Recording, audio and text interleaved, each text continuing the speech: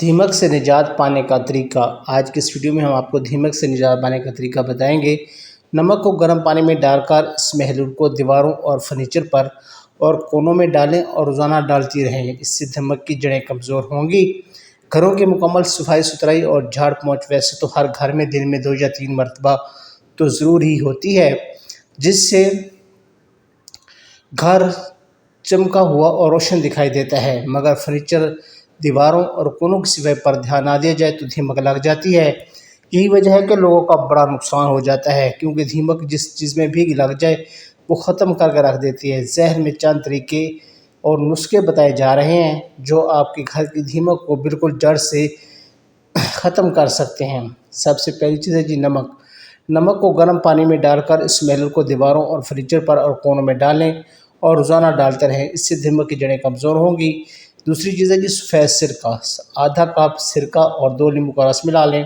یہ محلول سپرے بوتل میں ڈال کر دھمک پر لگی جگہ پر ڈالیں۔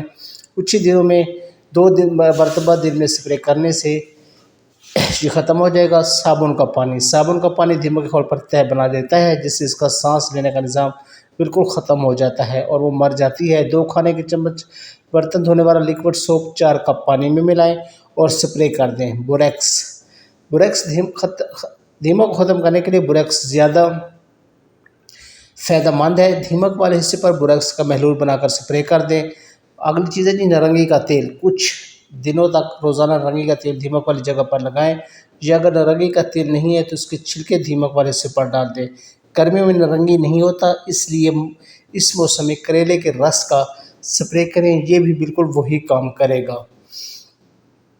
یہ سرٹیفکیٹڈ ہوتا ہے اور ساری دھمک ختم کر دیتا ہے۔